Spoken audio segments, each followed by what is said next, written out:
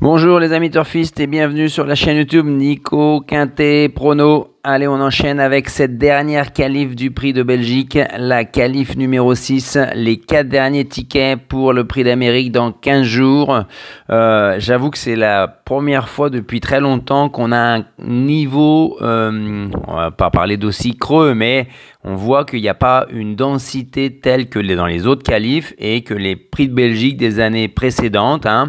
Il faudra y réfléchir par rapport au système de qualification qui a été mis en place cette année.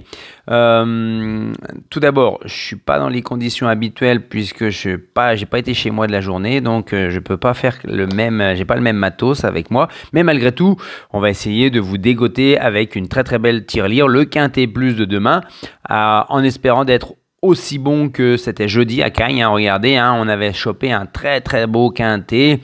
À plus de 1200 euros sans les bonus dans le désordre, quarté à plus de 600 euros désordre, tiercé 600 euros désordre. Donc c'est là qu'il faut être sur la chaîne Nico Quintet Prono. Vous avez en dessous la vidéo le bouton rejoindre. Vous avez une nouvelle fenêtre de souscription qui s'ouvre et vous devez de nouveau cliquer sur rejoindre pour confirmer votre abonnement que vous pouvez lâcher à tout moment. Il n'y a aucune obligation et c'est pour la modique somme de 5 euros par mois. Vous trouverez cette vidéo là pour tous les quintés plus de trop. Vous trouverez des chevaux repérés à chaque belle réunion, pas pour tous les jours. Pas pour chaque course, autant être clair, mais quand j'ai des chevaux que je suis et que j'estime très légitime de vous communiquer dessus. Voilà, on enchaîne. Donc là, c'est ce qu'on disait, 15 partants. On peut enrayer 3-4 qui restent ferrés, lourds, sans objectif, si ce n'est que de se préparer pour la belle dans 15 jours, ou alors pour le cornulier de la semaine prochaine. Donc au final, on va dire une bonne dizaine de chevaux envisageables, 10-11 chevaux envisageables pour faire l'arrivée. Donc il ne faudra peut-être pas s'attendre à des rapports miraculeux non plus sur cette course-là qui se disputera donc bien sûr sur les 2700 mètres de la grande piste. Un seul poteau de départ, des 4 ans et plus. Uniquement mâles et femelles, pas de hongres exclus dans le processus d'éligibilité des meilleurs trotteurs en vue d'une carrière étalon ou de poulinière. Nous avons aucun plafond de gain, bien entendu. Et on ne fait pas le plein. 15 partants seulement, on aurait pu monter à 18. On va prendre le risque d'éliminer J'aime le foot qui prépare le cornulier tout comme Happy Unlucky, et on va prendre le risque d'éliminer Justin Bold et Just Love You qui courent ferré, plus ou moins lourd comme on dit, et sans grande prétention pour compléter l'arrivée du quintet de demain. On va y aller déjà avec mes chevaux à profil particulier. Le béton, je vais pas être comme tout le monde avec soit Heroes de Hanoï, soit It's a Dollar Maker. Là je vais tenter Hooker Berry. Mais ancien vainqueur du Prix d'Amérique bien sûr en 2023 dans le fameux tiercé quarté quinté que dans l'ordre que je vous donnais. Hooker Berry, c'est vraiment son parcours de prédilection. Nicolas Bazir le défère des 4. Il estime que dans le clan Bazir qu'il faut faire une vraie course à 15 jours pour pouvoir prétendre à gagner la belle. 60% de ses victoires ont eu lieu sur ce parcours-là quand il était déféré des 4. Et donc, quand il est dans ces configurations-là, c'est 80% de réussite dans les 5 premiers. Je dis que s'il n'est pas trop loin, il va y avoir du rythme avec It's a Dollar Maker, Heroes de Hanoï. S'il n'est pas trop mal engagé, il peut finir fort. Donc, on va le tenter en béton pour être dans les 3 premiers. Ensuite, on enchaîne avec le copain. On va mettre It's a Dollar Maker, c'est un métronome. C'est 80% de réussite dans les 5 premiers sur ce parcours-là, 2700 mètres grande piste et plus déféré des 4 et 9 victoires. Là, on a le changement de rythme Mathieu Abrivard, puisque Raffin sera sur Josh Power.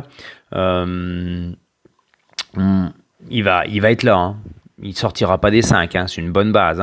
Maintenant, la dernière fois, Raffin lui a fait faire une autre course. Est-ce qu'il pourra faire aussi cette même course-là, c'est-à-dire venir plus tardivement, le dernier kilomètre, et aller au poteau ainsi, je suis pas sûr qu'on le laisse faire tout ça. Mais c'est une base absolue et je l'adore, hein, ce cheval-là. Hein. Ensuite, on enchaîne avec le copain du quintet à Bellecote, Happy Danica. Je vais la racheter. La semaine dernière, j'étais extrêmement déçu. Dans le prix de Lille sur 2100 Autostart, elle avait le numéro 1. Garando, il l'a très bien fait démarrer. Mais sauf quand il s'est mis à contrer un cheval qui ne voulait pas laisser passer devant lui à la corde, et ben la jument, elle s'est enclenchée. Elle a pris le mort. Et là, elle a envoyé de feu de tout bois jusqu'à 200, 300 mètres du poteau où là, elle avait plus de jus. Donc c'est une course à effacer. On va espérer que ça l'ait montée encore en régime. Elle est déférée des 4. Elle sera munie pour la première fois de hier descendante à miroir pour la motiver dans les derniers instants. Donc elle a une très grande réussite déférée des 4 hein, sur les parcours de tenue de la grande piste. Et que dire, elle n'a pas de marge, elle n'est même pas très bien placée au niveau du chrono. Hein. C'est le seul truc qui m'inquiète parce que si vraiment ça roule et de loin, est-ce qu'elle va pouvoir suivre le rythme pour pouvoir placer sa pointe de vitesse? C'est le seul bémol, c'est pour ça que je ne l'ai pas mise si haut que ça, malgré le fait que ça soit mon cheval coquin à Bellecote demain. On va mettre de côté Mister Hercules, on espère que ça ne fasse pas comme aujourd'hui avec Immortal Dog, je crois, hein, que je suis pas allé au bout de ma réflexion aujourd'hui, quand je vous mets le 14 mini, je sais plus comment, là, Il Mister, où je vous donne la ligne de Il Mister. Ce qui m'a fait jouer Il Mister, c'était parce qu'il était juste classé juste derrière Krone, qui avait fait 3e du Ténor de Beaune, je crois. Et Immortal Doc avait également une ligne avec Krone.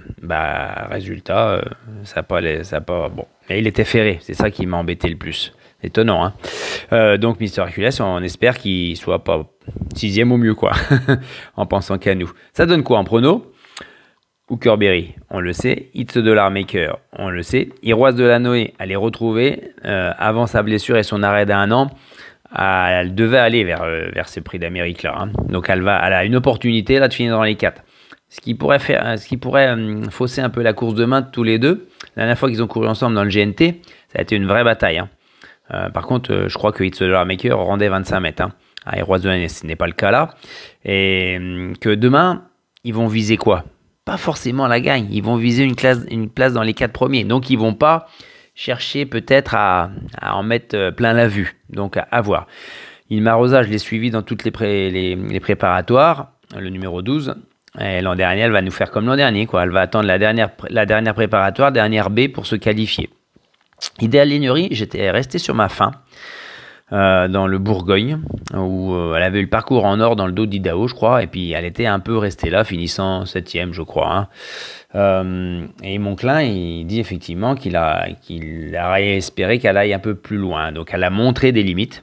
Je me posais les questions avant, mais pourquoi je la rachète alors?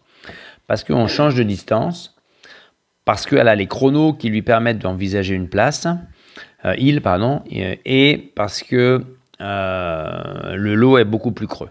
Donc on va reprendre encore une fois Idéal Lignerie. Ensuite, Happy Danica, vous voyez, je la mets quand même assez basse. Hein, il n'y a pas de marge quand même. Hein, faut pas rêver. Hein, il faudrait qu'elle parte bien déjà. Des fois, elle fait 2-3 foulées de galop, des fois qui lui font se retrouver assez loin dans le parcours. Et là, si elle est loin dans le parcours, elle ne pourra pas revenir. Hein. Alors là, celui qui m'a tordu le cerveau là pendant quelques minutes là, c'est Ampiam et DSM. Ampiam et DSM. Qu'est-ce qu'elle a? On est sûr qu'elle a le niveau de ces chevaux-là, hein, largement, hein, même si c'est peut-être plus la jument de ces 2 dernières années, hein, quand elle a failli emporter la triple couronne en faisant 2e de Hookerberry en 2023 et après Prix de France, Prix de Paris. L'an dernier, elle s'était placée également dans les belles. Maintenant, il y a eu 3 entraîneurs en quelques mois. Elle a quitté Soulois, je crois. Elle est venue chez Duval Destin et là, elle s'en va... et après, elle a un driver qui a jamais piloté à Vincennes encore. Donc ça, est-ce que la classe de la jument va aller au-delà de la drive? C'est possible quand même.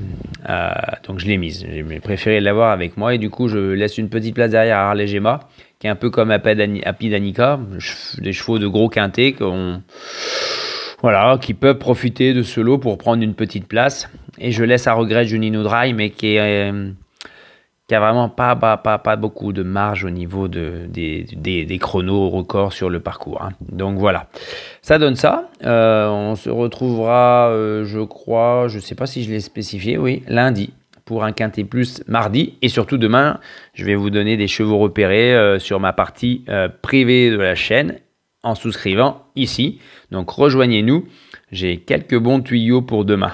Allez, bye bye à tous.